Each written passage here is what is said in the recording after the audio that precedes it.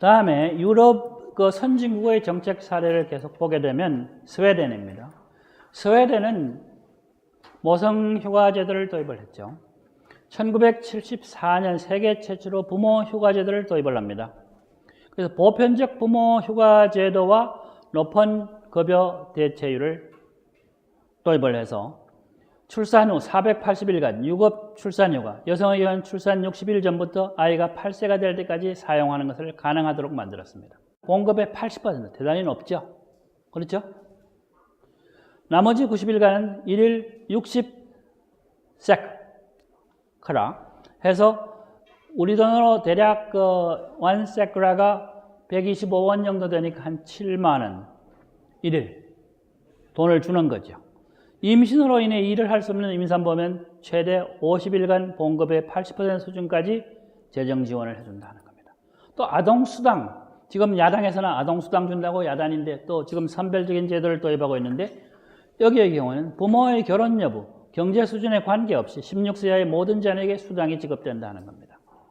자녀가 있는 가정의 생활 수준이 자녀가 없는 가정의 생활 수준보다 낮아서는 안 된다는 평등주의 이념에 입각을 해가지고 자녀가 성장하기 위하여 필요한 생활 수준을 보장하는 의무가 부모에게만 있는 것이 아니라 사회에도 있다는 이념이 강하다 하는 거죠.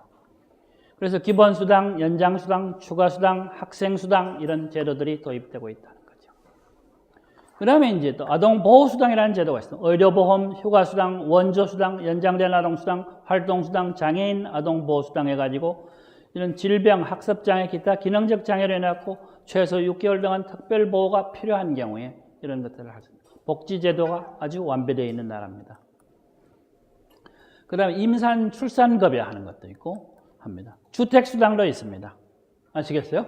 여기는 뭐 재정적으로 취약한 가정이 적절하고 충분한 공간에 시설에 살 수 없는 경우에 이것을 할 수 있도록 특히 자녀가 있는 가정과 자녀가 없는 젊은 가구 28세 미만에게는 주택급여를 받을 수 있도록 해주고 있다는 겁니다.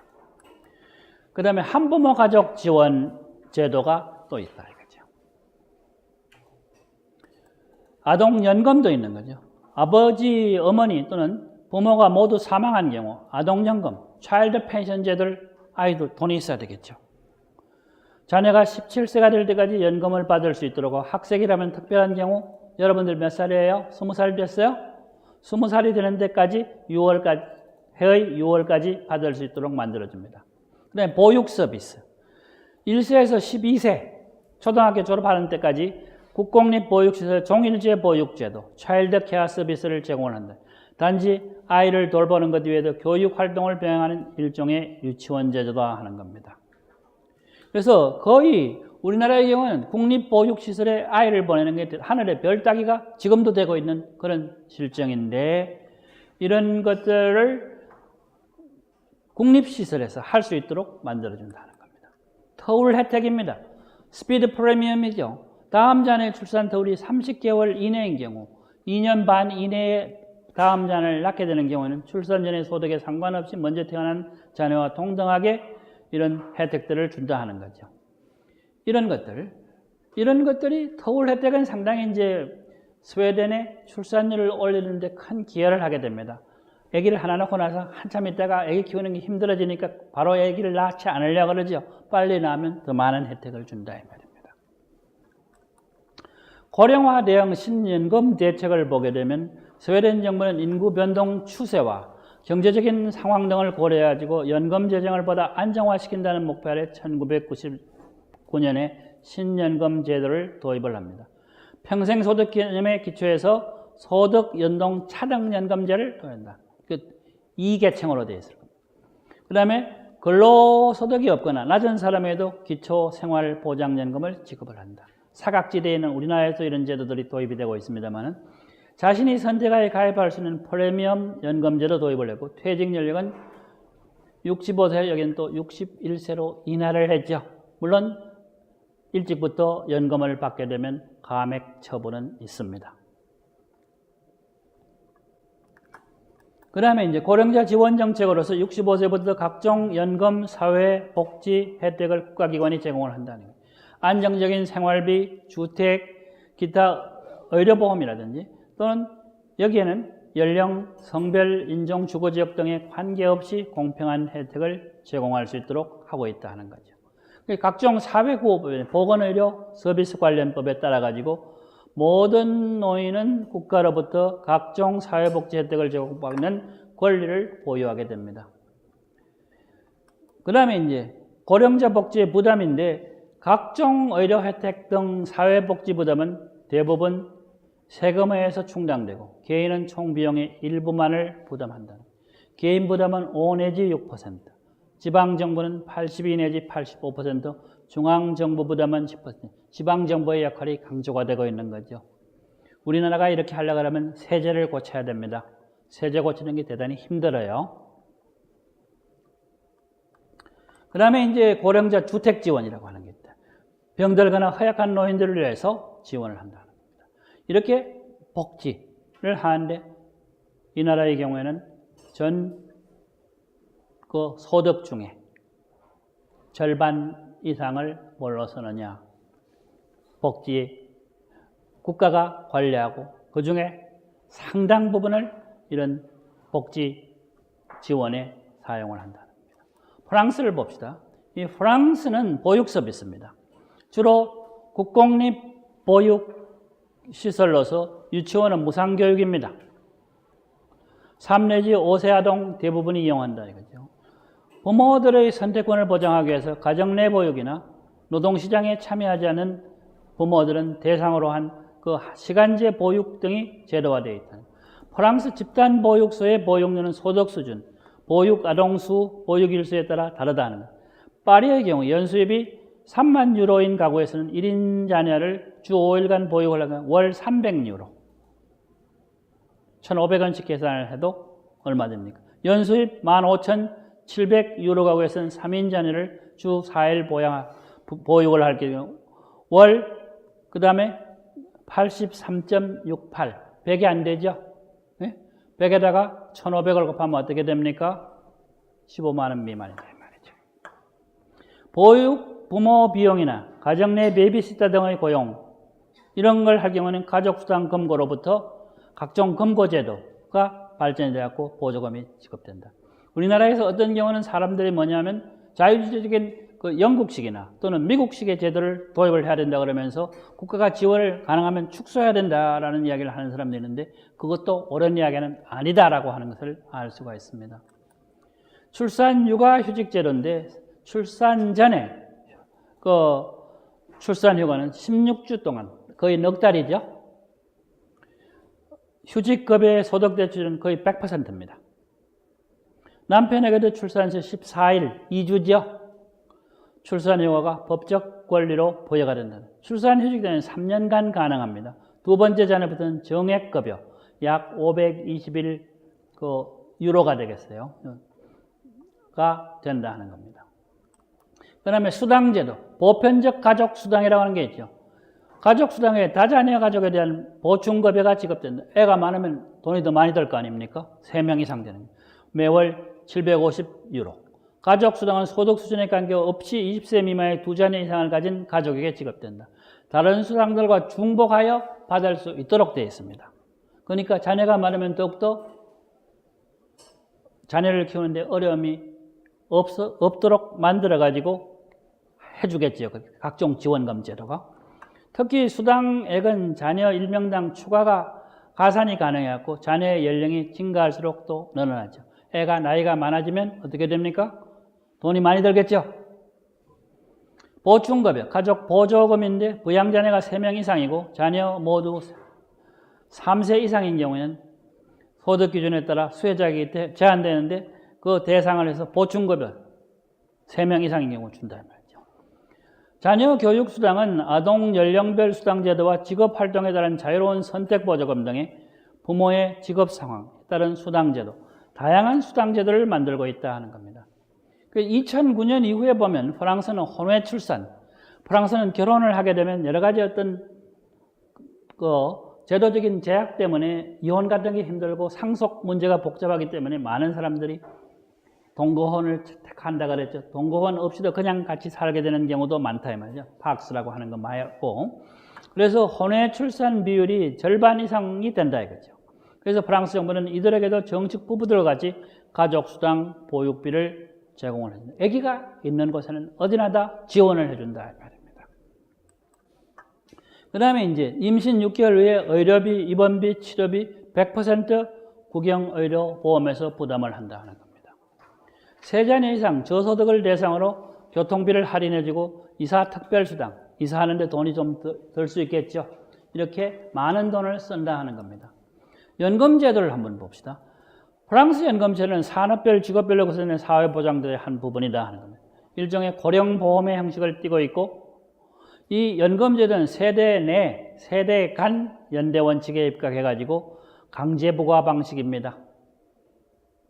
그 다음에 사회보장비와 세금으로 연금급여 재원을 조달하고 있으면 전체 연금의 98%가 강제부과 방식입니다. 정부 재정에 부담을 주지 않는 개인 또는 기업 연금제도는 미미한 실정이라는 점에서 영국과는 큰 차이가 있다. 영국이나 미국 같은 경우는 그 강제부과 방식이 아닌 연금도 많다. 기업 또는 자기가 저축을 하는 408K 같은 거 이런 제도들이 미국에는 있다 하는 거죠. 또 소득이 있는 사람은 자기가 저축을 해서 연금을 보충하도록 되어 있습니다. 프랑스의 연금제도는 크게 일반 제도와 특별제도로 구분된다. 35개의 제도로 세분화되어 있다는 거죠. 순도덕 재테율이 2004년에 75% 대단히 높은 겁니다. 지금 우리나라에 제일 좋다고 하는 공무원의 경우에도 70% 수준밖에 안 된다. 이게 점점 떨어져가지고 국민소득, 국민연금과 똑같은 방식으로 소득 대체율이 떨어지게 될 거다. 말이죠. 유럽 국가들의 그 평균 수준인 64%를 상회한다. 64%도 상당히 높은 겁니다. 우리나라는 이거보다 훨씬 낮다. 절반 정도밖에 안 되는 겁니다. 인구 고령화에 따른 연금 재정 부담이 가중된다. 이거죠. 연금 재정 부담이 가중되면 국가가 파산할 확률은 커지겠죠. 그렇죠? 그 다음에 이제 2003년의 연금 개혁인데 자크 슈라크 대통령은 연금 개혁에 대한 입장을 밝혔는데 노조들이 반발해. 똑같습니다. 어디든지. 2010년 사르코지 대통령은 연금수급자 최저연령을 62세로 연장을 했단 말이에요. 60세에서. 전액 연금을 받을 수 있는 소득을 65세에서 얼마로 올렸냐? 67세로 올리는 겁니다. 이거는 사실상 국가 재정을 생각하고 그 다음에 연금 수급자가 점점 많아진다는 것을 생각하면 어떻게 되느냐? 연금 수급 연령을 올리는 게 정상이죠. 현재에서는. 그런데 많은 나라들의 경우에 정치 지도자들은 어떻게 하겠습니까? 표가 없어져 버리죠. 재집권 가능성이 줄어들죠. 그래서 연금을 받을 수 있는 연령, 수급 연령을 올리지 않으려고 합니다. 지금 우리 정부가 그런 케이스예요. 또한 전액연금을 받을 수 있는 납부기한을 현행 40년 6개월에서 2010년 41년 3개월로 약간 연장을 합니다. 아시겠습니까? 그리고 고령자 고용 정책인데 EU 프랑스의 고용률을 비교하면 전체 생산 가능 인구의 고용률은 64%로 비슷하지만 55% 이상 프랑스의 고용률은 EU 국가에 비하고 상당히 낮다. 프랑스 사람들은 나이가 들면 중고년만 되더라도 55세면 일하기를 좀 싫어합니다. 네? 여유가 많은 민족이죠. 프랑스 정부는 고령 노동자의 고용 촉진 필요를 인식하고 2006년 6월 고령자 고용을 위한 국가 협력 계획을 통했고 연금, 노동, 겸직 조직의 완화, 강제 퇴직 조건의 강화, 그 다음에 구직, 면제 제도의 철폐, 가산점수 등의 활용을 해왔고 55세에서 64세까지 고령자의 연금 고용 촉진 정책. 고용 촉진 정책이라고 하는 말은 뭐냐면 일을 하게 만드는 겁니다. 사실은 말이 촉진이지 강제로 고용을 하게 만드는 정책이다 하는 겁니다. 독일을 봅시다. 독일 인구 피라미드를 설명을 했습니다만은 이제 이런 합계 출산율의 변화가 있었습니다. 그런데 이제 아동수당은 자녀를 둔 가정의 생계와 양육비의 부담을 경감시키기 위하여 부모에게 지급되는 지원금으로 첫째, 둘째, 셋째 자녀에 대해서는 매달 154유로, 넷째 이상의 자녀에서는 매달 179유로, 셋째까지는 똑같이 만들어놨죠. 독일이 제도가 프랑스에 비해 가지고 좋다라고 이야기할 수는 없습니다. 보육 서비스는 2005년부터 시행된 보육급을 통해 가지고 젊은 부부의 자녀 양육으로 인한 부담을 덜어줌으로 해갖고 출산을 장려하는 인구 정책의 목적을 띠고 있다. 3세 미만의 영유아를 위해 수요에 부응하는 보육시설을 확충을 한다. 3세 이상의 유아에게는 유치원에 대한 법적 청구권이 인정되도록 되어 있습니다. 보육정비법. 2005년에 도입된 보육정비법은 3세 미만을 대상하는 법으로 맞벌이 부부, 한부모 가족, 훈련 교육 기간 중인 부모의 3세 미만 아동에게 보육 기회를 우선적으로 제공하기 위한 제도를 만들었습니다. 그 다음에 부모휴직수당. 연방양육수당법을 2000년에 폐지를 하고 이런 연방 부모휴직수당, 부모휴직법을 제정을 해가지고 부모가 동시에 또는 교대로 휴직을 신청할 수 있는 제도를 만들게 됩니다. 자녀 간병 휴가 정책인데 이 자녀 간호 질병 수당은 12세 미만의 자녀가 질병에 걸렸을 경우 부모에게 최장 10일간 가족 휴가죠 말하자면요. 다자녀일 경우는 매 자녀에 대해서 질병 수당이 따로 적용되고 한부모 자녀의 경우에는 최장 청구 기간이 20일이고 다자녀일 경우에는 총 50일이다 하는 겁니다. 다만 이 질병 수당 청구권은 한부모당 최장 25일을 초과할 수 없도록 만들어놨습니다.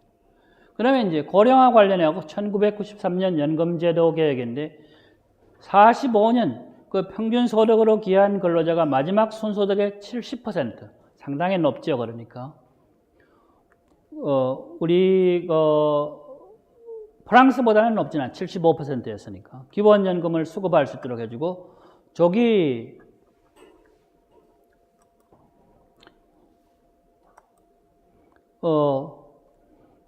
여기 보면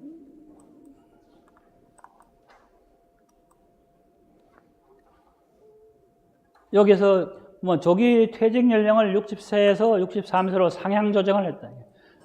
독일만 하더라도 조기 연금도 63세가 된다. 그러니까 앙겔라 메르켈 시대에 그리스가 60세부터 연금을 받는다고 그러니까 싫어한 거죠. 우리는 3년 더 일하고. 알겠습니까? 유럽연합 내에서. 또한 법정 퇴직은 남녀 모두 65세로 했는데 65세 이전에 조기 퇴직이 65세 전에 매달 0.3% 연금이 감액이 됩니다. 일찍 연금을 받게 되면. 99년 연금제도 개혁을 하게 됩니다. 이 나라도. 그래서 연금개혁 법안의 골자는 현행 제도의 틀을 유지하되 장기적인 재정 안정화를 위해 가지고 연금 산식상, 연금 실질 가치 유지액, 기수급 연금액의 인상 기준을 가처분 소득 상승률에서 평균 수명의 변화율만큼 감안 인상률을 정해요. 대단히 복잡해요. 우리나라도 앞으로 이런 산식을 도입을 해야 될 겁니다. 연금액을 장기적으로 감축시키는 장치를 도입을 하게 됩니다. 가처분 소득 대비 연금액을 현행 70% 장기적으로는 얼마로 떨어뜨리는 거예요? 64%로 떨어뜨리는 거죠.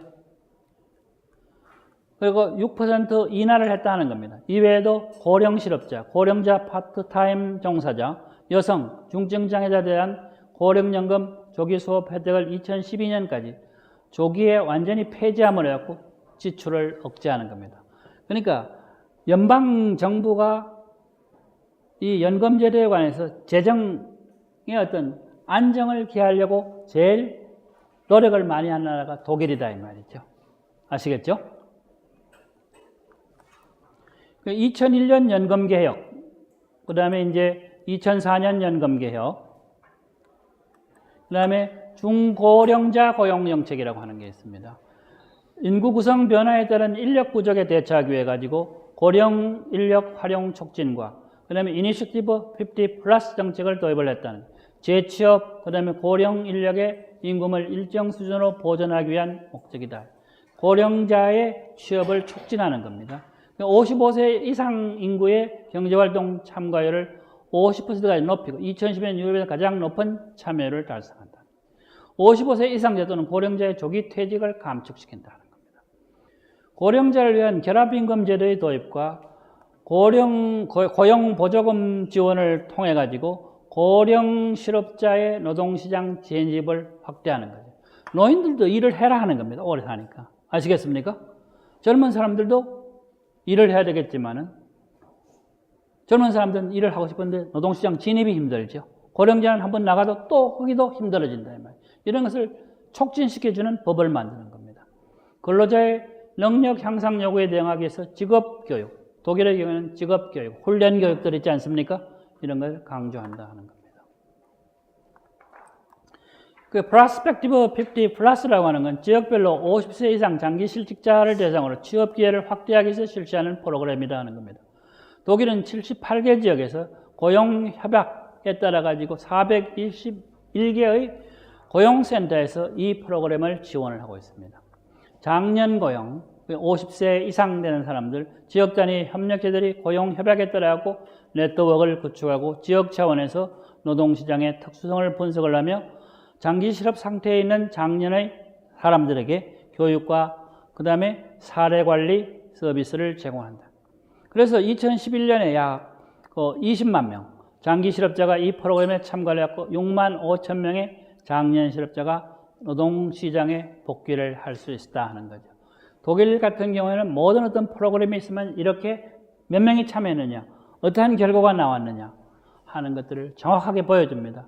모든 프로그램에는 재정 프로그램이 나오고 그 성과가 들어 있습니다. 예상되는 정책이 좀 더 강력하게, 유효적절하게, 효율적으로 추진될 수 있는 거죠. 그러니까 이 세상이 불확실합니다만 불확실한 속에서도 확실성을 추구하는 것이다 하는 겁니다. 유럽 연합은 그러니까 지금 프랑스, 스웨덴, 독일 이런 나라들을 이야기를 했습니다. 명시적으로 출산율을 향상시키는 인구정책은 아니다 하는 겁니다. 근데 여기서 중요한 것은 일과 가족 생활의 조정을 통해서 부모의 선택 범위를 증진시켜 주는 거라는 겁니다. 이게 대단히 중요한 겁니다. 종전까지 이용되지 못한 노동력, 특히 여성 인력 동원을 극대화한다. 여성들에게 취업의 기회를 준다 하는 겁니다. 가족 빈곤을 가난하면 아기를 안 낳더라 이거죠. 가족을 풍요롭게 만들어준다. 아동 발전, 아동이 잘 성장할 수 있도록 도와준다 하는 겁니다. 그 다음에 원하는 시점에 차세대 육성, 출산율 상승을 위한 조력 환경, enabling, 그걸 도와줄 수 있는 환경을 조성한다. 그 다음에 gender equality, 양성평등, 남녀 평등 이런 것들을 할 수 있도록 만들어준다 하는 거죠. 그래서 이런 거와 관련해 갖고 가족 도구의 패키지는 휴가 권리, 부모 휴가, 그 다음에 소득 보전, 그 다음에 부양 자녀가 있는 그 경우에 그 가족에 대한 서비스 제공 이런 것들이 가족 정책 또는 인구 정책의 패키지로 만들어져 있습니다. 국내 총생산 가족급여 대비 공공지출을 보게 되면 여기에도 보면 우리나라는 대단히 낮은 수준에 있다 하는 겁니다. 지금 보게 되면 한국이 여기 제일 끝에 와 있죠. 네?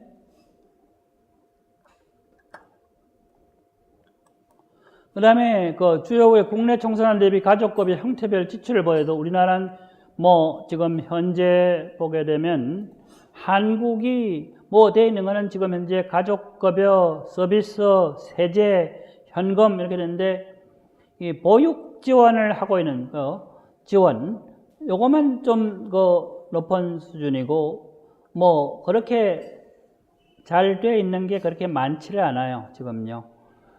그런 문제들이 있기 때문에 우리가 가족 정책을 어떻게 추진을 해야 될 거냐에 대해서는 여전히 생각을 해봐야 된다는 겁니다.